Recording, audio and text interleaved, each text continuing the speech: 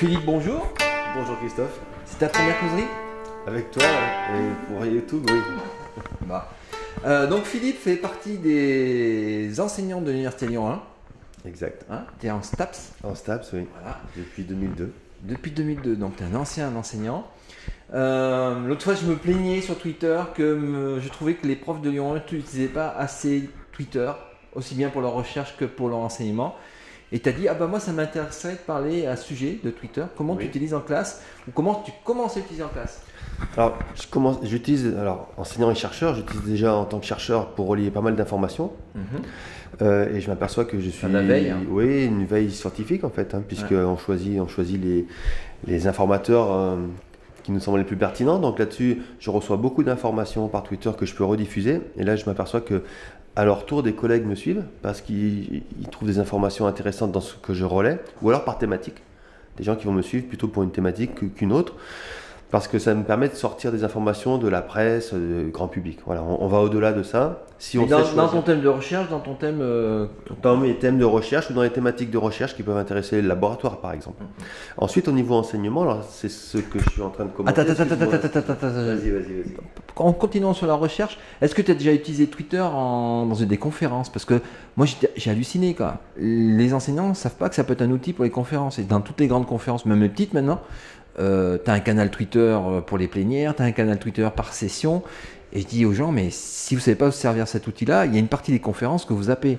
Alors, je n'utilise pas par des canaux Twitter, puisque les conférences que j'ai faites n'étaient pas organisées avec des canaux Twitter spécifiques. En revanche, j'ai créé une balise, un hashtag, qui m'a permis de relayer un certain nombre d'informations durant ma propre présence aux conférences, aux débats, aux tables rondes, ce qui permet de diffuser les idées. Et là aussi, très vite, je m'aperçois que les gens qui me suivent vont relayer ce hashtag pour suivre eux-mêmes à distance au moins les grands axes, les grandes orientations. Donc ça fonctionne, c'est peut-être pas encore très bien utilisé, mais ça fonctionne et ça permet très vite d'aller au-delà de l'information en présentiel et de permettre à des gens qui sont à distance et qui sont intéressés d'avoir accès aux informations, voire ensuite de pouvoir eux-mêmes aller chercher les connexions avec les personnes qui étaient présentes, etc. Et sur cette activité de veille, en recherche uniquement, ça te prend combien de temps par semaine? Tu as une idée? J'ai aucune idée. Des collègues me disent que je passe beaucoup de temps là-dessus, ils se demandent comment je fais pour faire le reste, mais en fait, comme Twitter est en arrière-plan, on va dire, quand j'ai une info, j'y vais, je la bascule, c'est même plus rapide que de faire un email. Donc, je sais pas, je dirais que c'est intégré à l'ensemble de mon travail, que ce soit un travail de production ou de lecture. T'en rends plus compte? Non, je peux pas. Disons que je vais pas sur Twitter en me disant je vais sur Twitter ou je vais sur Facebook. Donc tu es passé en mode flux. Moi j'appelle ça le. Voilà, exactement. Et donc j'ai une fenêtre qui est ouverte en permanence avec tous les réseaux sociaux, tous les médias sociaux, Twitter, Facebook, Google+, etc. Ce qui fait que je peux jouer entre les informations et je peux aussi choisir à qui je diffuse. Il y a des choses que je peux diffuser spécifiquement pour les étudiants sur un compte Facebook dédié, ou alors que je vais ouvrir large sur Twitter. Donc, ça c'était partie recherche, veille, enseignement. Donc, tu te lances dans Twitter pour ton enseignement. Alors, ça c'était autre chose, parce que bien sûr, dans les relais de Twitter, ça sert aussi à transmettre des informations aux étudiants. J'ai constitué 2 balises cette année pour 2 cours qui font que les étudiants qui me suivent vont plus spécifiquement suivre ces balises-là, puisque ça peut les intéresser pour leur enseignement. En revanche, là, j'expérimente une autre façon d'utiliser Twitter dans le cadre d'un travail qui se fait sur un groupe d'une trentaine d'étudiants qui ont un dossier à faire, un dossier qui va pour la première fois être un dossier qui prendra la forme d'un blog. Donc, il va être validé. Ils sont en quoi tes étudiants? Ils sont en deuxième année de licence STAPS. Et le Twitter, ça nous permet à la fois d'être dans l'interaction à distance, je dirais, quand j'envoie des informations qu'ils peuvent utiliser pour leur dossier ou en complément du cours, mais aussi de façon horizontale parce qu'ils peuvent interagir entre eux durant un TD par exemple. Alors un exemple très clair, c'est le dernier cours que j'ai fait la semaine dernière.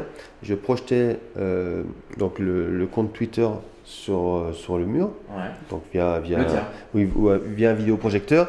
Et dès que les étudiants me posaient des questions, je répondais via Twitter, ce qui permettait à tout le monde d'avoir d'une part sur l'écran, mais aussi sur leur timeline, sur leur ligne d'information Twitter, les réponses qui, souvent, quand les étudiants posent une question, la réponse intéresse plusieurs d'entre eux. parce qu'ils se posent pas forcément, ils posent pas tous la question, mais ils se la posent souvent. Donc ça me permet d'avoir voilà, une réponse spécifique, mais qui peut être utilisée par l'ensemble des étudiants. Et quand je réponds à l'oral à tous les étudiants, ils m'écoutent? Certes, mais quand je réponds à l'oral, à un étudiant ou une étudiante qui m'a posé la question. En revanche, là, comme on était sur un travail en groupe, ils n'étaient pas forcément tous intéressés par la réponse que j'allais donner au moment où je la donne. En revanche, là, ils pouvaient avoir une trace, une mémoire de toutes les questions qui étaient posées, ou de toutes les réponses que j'apportais, ou de toutes les informations que je faisais suivre, en mettant des liens, par exemple. Et dans un second temps, ils pouvaient l'exploiter. Ce qui permet d'aller au-delà du SAM présentiel, en créant une sorte de mémoire du cours, de mémoire des échanges. Prise de notes collaborative. Exactement. Prise de notes collaborative. Est-ce que tu as... Ça, c'est pour la bulle. Voilà. Est-ce que tu as exploré... On peut faire des bulles sur Spiral après. Tout ça, tu fais ça sur Spiral aussi en même temps, les blogs. C'est bien. Les blogs sont hébergés sur Spiral. Chaque groupe d'étudiants travaillant sur un blog, ayant un compte de blog lui permettant d'alimenter. Et puis en même temps, il y a une visibilité pour l'ensemble du groupe. Et une communication, plutôt la possibilité d'alimenter les blogs qui est réservé aux étudiants du groupe, mais tout le monde peut voir ce que fait chacun au fur et à mesure que ça avance. Donc les membres d'un groupe sont rédacteurs de leur groupe. Exactement. Et toute la classe accès à tous les blogs. Exactement. D'accord.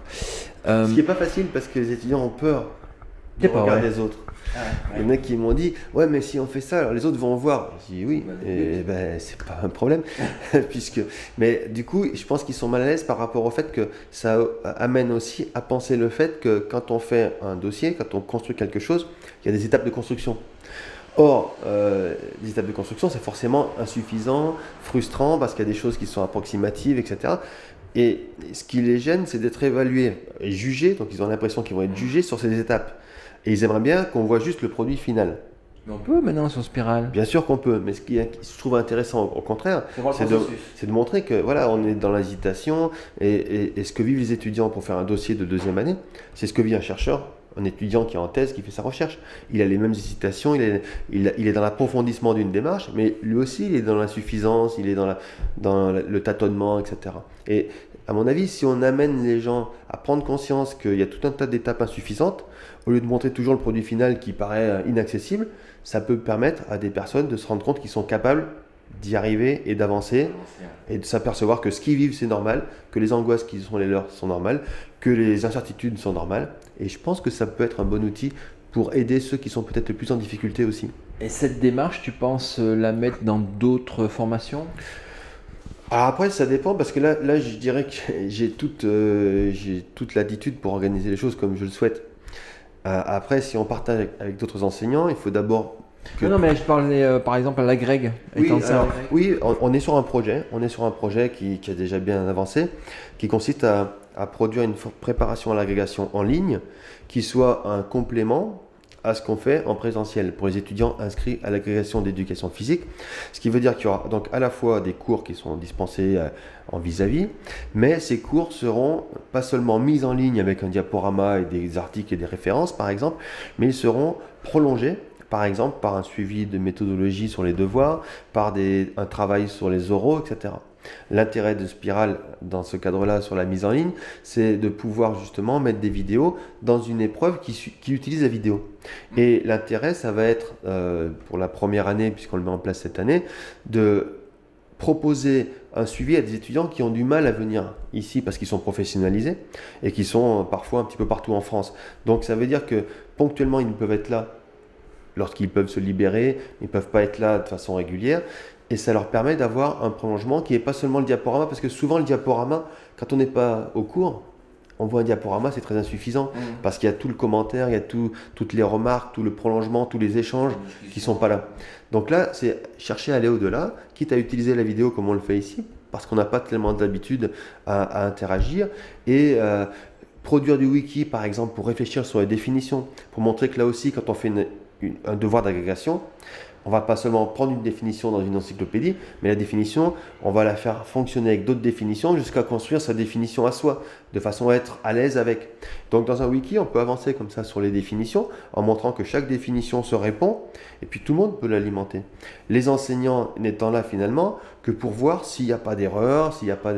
Mais cette construction, elle se fait par les étudiants, et si ils vont Je prends un exemple sur une première définition extraite de Wikipédia, par exemple le plus spontané, je tape Google, j'ai ma définition, qui peut être dans un premier temps fonctionnel et utile pour les étudiants. Mon rôle d'enseignant, ça va être de dire, ok, cette définition est pertinente, mais vous pouvez aussi la compléter par, et là je fournis d'autres références. Et à partir de là, le fait de poser ces références, ce ne sera pas seulement pour construire une définition qu'on pourrait mettre sur Wikipédia après, parce qu'elle serait meilleure, etc. Mais on peut ensuite travailler sur un questionnement. C'est-à-dire, une fois qu'on adopte cette définition, quelles questions on peut poser? Qu'est-ce que ça entraîne dans la construction du devoir? Et du coup, on est vraiment dans une interactivité. Et si on ajoute là-dessus ce que tu connais, par exemple le travail collaboratif de François Jourde, dans la construction d'une argumentation collective dans un exercice de devoir, on arrive à un outil qui est vraiment très performant, je pense, pour la préparation au concours. Et quand tu proposes à tes étudiants de travailler avec des outils comme ça, ils n'ont pas l'habitude quand même, hein, ils utilisent Facebook, machin, tout ça, soi-disant, mais pour s'amuser. Mais quand on leur dit, les gars, on va travailler avec ça, ils te regardent comment? Bah déjà, il y a deux choses. Le cours de L2, quand je commence à leur dire que ce qu'on va faire en cours, ça ne sert à rien pour avoir leur examen, parce l'évaluation ne porte pas sur ce que je fais en cours. Tu les perturbes. Et me demande à quoi ça sert. Du coup, en expliquant que l'évaluation étant faite par rapport à une démarche qu'on va construire ensemble, mais que le cours étant là pour alimenter simplement les réflexions, ils comprennent. Mais dans un premier temps, pour eux, ils ne voient pas le sens. Ensuite, ils se demandent pourquoi on utilise Twitter. Par exemple, Twitter, c'est dans un cours qui s'appelle Philosophie des pratiques corporelles. Donc en plus, quelque chose qui pour eux, c'est de l'intellectuel, c'est de la réflexion. Même s'ils ont fait philosophie au bac, ça les fait rigoler de faire de la philosophie en STAPS, parce qu'un certain nombre d'entre eux se définissent avant tout comme sportifs, plutôt qu'étudiants. Donc c'est quelque chose qui est intéressant parce qu'ils s'interrogent, et en même temps, ils sont amenés à travailler sur un autre usage qu'ils font de l'Internet et des réseaux sociaux, qui est pour eux purement convivial. À cet âge-là, c'est des jeunes qui ont une vingtaine d'années. Donc ils connaissent ces réseaux sociaux, ces médias sociaux, ils les utilisent, mais ils ne sont pas forcément en mesure d'aller au-delà de l'usage habituel. Donc du coup, là, ça les amène finalement à posséder des outils et à faire ce que d'autres ne font pas. Et à ce moment-là, ils deviennent peut-être plus forts, plus autonomes dans la maîtrise de l'Internet. Un exemple très concret. L'autre jour, j'ai posé une question simple qui consistait à leur montrer que les savoirs en anatomie, qui ont été développés par exemple en 3D par Patrice Thiriat ici, étaient des savoirs évolutifs. Et je leur ai montré qu'on pouvait, à partir d'une question simple, faire évoluer la connaissance. Par exemple, combien mesure un clitoris? Question d'anatomie. Oui. Qui intéresse donc Christophe Battier comme d'autres.